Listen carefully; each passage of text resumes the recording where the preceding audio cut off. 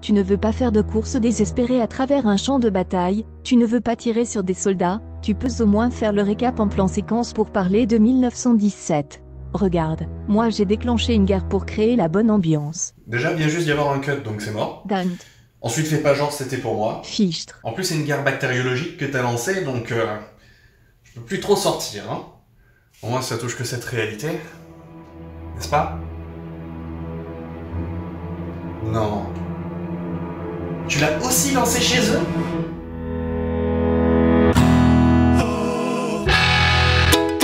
Vous l'avez compris, c'est au tour de 1917 de Sam Mendes de se faire récaper. Et non, je ne parlerai pas particulièrement du fait que ce soit tourné comme un plan séquence, comme si le film entier avait été fait du début à la fin sans jamais couper la caméra une seule fois. C'est très impressionnant, mais plein de monde en a déjà parlé, mais mon taf à moi, c'est pas de nous parler de ce qui nous saute aux yeux. Ah bon? Non, mon taf à moi, c'est de nous parler de ce qui nous saute aux oreilles, c'est-à-dire le sound design et la musique, et d'expliquer qu'est-ce que ça change au niveau de l'expérience du film et de l'émotion. Et déjà, de ce côté-là, on n'est pas épargné, parce que le fait que ce soit un plan séquence nous implique déjà énormément dans le film, puisqu'on suit le récit du début à la fin avec les personnages tout le long de leur mission, dans le calme comme dans l'action, dans le bonheur comme dans le désespoir, jusqu'à ce que la mort nous sépare. Il y a un peu de ça. Forcément, ça laisse pas indifférent. Moi ça m'a laissé indifférente. Oh, oui, mais toi t'es une machine sans cœur. Comment peux-tu dire ça alors que je ressens cette chaleur en moi quand nous sommes ensemble? Non, ça c'est l'ampoule. Ah oui. Vous vous en doutez, forcément, la musique et le sound design participent énormément à l'émotion d'un film, et une fois n'est pas coutume, je vais commencer par le sound design. Comme d'habitude. Oui, mais j'aime bien dire des trucs de youtubeurs. Vous vous en rendez peut-être pas compte, mais le bruitage et le sound design orientent déjà beaucoup votre perception et vos attentes d'un film. Pour un film de guerre comme 1917, c'est encore plus clair, surtout pour les personnages principaux. Parce que quand ton personnage principal il fait ça,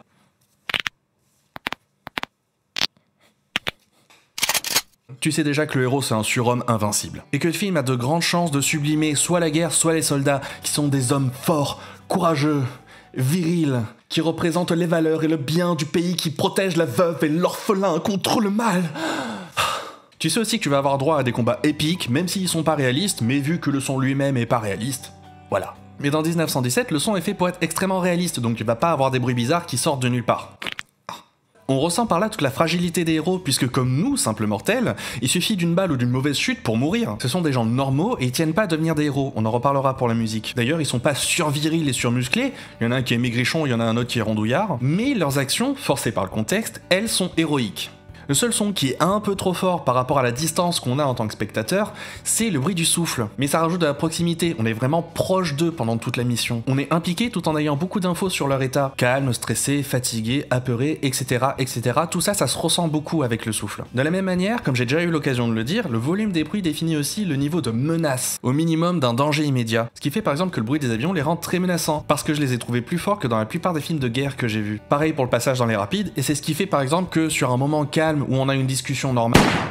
Vous l'avez senti le danger là, la mort qui frappe à tout instant sans pouvoir rien faire contre elle. Ça, c'est la force d'un bon sound design qui joue avec la dynamique d'un film, la différence entre les moments forts et pas forts. Pour parler maintenant de la musique de Thomas Newman, qui a une longue carrière derrière lui entre Broadway et les films, Les Évadés, Les 4 filles du Dr Marsh de 94, Wall-E, Skyfall ou American Beauty par exemple, je m'attendais à beaucoup de choses en entendant la musique de 1917, mais pas à de l'électro. Mais c'est pas plein de synthé et franchement ça passe crème. Et la bande originale en contenait pas tant que ça, donc ça va. Déjà, film réaliste oblige, la musique est souvent pas très forte, sauf pour certains passages précis. Mais sur les passages de tension, par exemple, les héros essayent de rester discrets, donc ça laisse plus d'espace pour la musique, même quand elle est moins forte. La musique électronique, elle a une arme à double tranchant, c'est la précision du rythme. Mais ici ça marche bien parce que ça donne un élément de tension répétitif, comme une menace mécanique contre laquelle on ne peut pas lutter. Ça a plus des percussions aiguës, style Darbuka. Ça fait qu'on a de la tension sans que ce soit trop lourd. Du coup, ça laisse de l'espace dans les basses pour des sons plus lents et diffus, mais impossible pour moi de dire si c'est des sons électroniques, mais en même temps ça a un grain d'instrument réel, ou si c'est un instrument organique, mais la régularité et la longueur me font plutôt penser à l'électro. Tu commences à parler le langage bizarre des musiciens.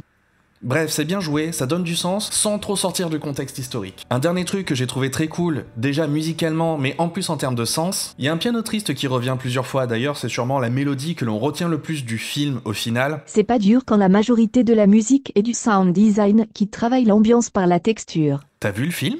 Des humains y pleurent, crient, souffrent et meurent au nom d'intérêts qu'ils ne comprennent pas, et tuent des inconnus contre lesquels ils n'ont rien personnellement. Évidemment je l'ai vu. Donc le piano triste. D'ailleurs c'est pas complètement vrai parce que les musiques orchestrales, comme celle du début pour l'apparition du titre, elles sont vachement bien. Cédric, focus. Oui, le piano. qui est toujours triste. Il fait ce que j'appelle un thème de héros inversé.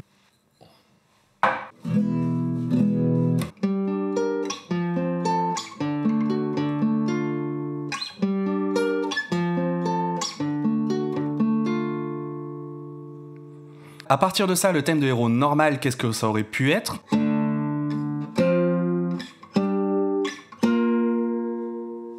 Ou si on veut faire par note.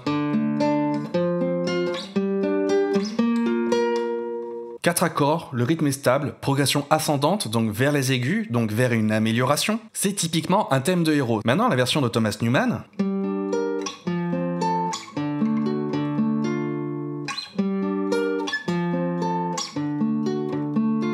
3 accords dont un répété et modifié vers le mineur, donc vers le triste. Le rythme ressenti instable, on sait pas bien si on est sur 2 temps ou 3 temps. Spoiler, en vérité c'est un binaire classique, donc 4 temps, mais on s'en fout. Puis on descend donc vers le moins bien et on finit sur un accord mineur, donc triste. Évidemment c'est pas toujours le cas en musique, mais vous voyez bien la différence entre les deux. Alors les explications techniques c'est cool et je me la pète un peu, mais en vrai on en tire quoi de tout ça ? C'est quoi le sens ? Ce que ça veut dire, et que j'ai déjà dit précédemment, les personnages principaux ne veulent pas être des héros. Ils le font par devoir et doivent accomplir des actions héroïques pour réussir, mais ils n'en tirent aucune joie personnelle. Du soulagement à la fin, beaucoup de soulagement, mais pas de joie. Ce qu'il vient de faire ne le rend pas heureux. Surtout que l'aspect héroïque dans cette musique est vraiment apporté par l'orchestre qui arrive de plus en plus fort derrière en crescendo. Signe que c'est bien les circonstances, le destin, la grande histoire qui leur balance tout ça sur le coin de la figure alors qu'ils avaient rien demandé. C'est à la fois hyper cohérent avec le film, ça enrichit beaucoup le sens, et le thème est vraiment très beau, donc bravo.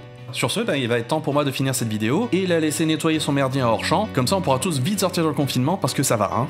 Impossible, je n'ai pas créé de vaccin. Je ne peux pas tomber malade, et je ne peux pas mourir, je suis une lampe. Ça t'apprendra à me prendre à la légère quand je dis que je suis l'ultime méchant de ta réalité. Voire même, de toutes les réalités. T'es sérieux ?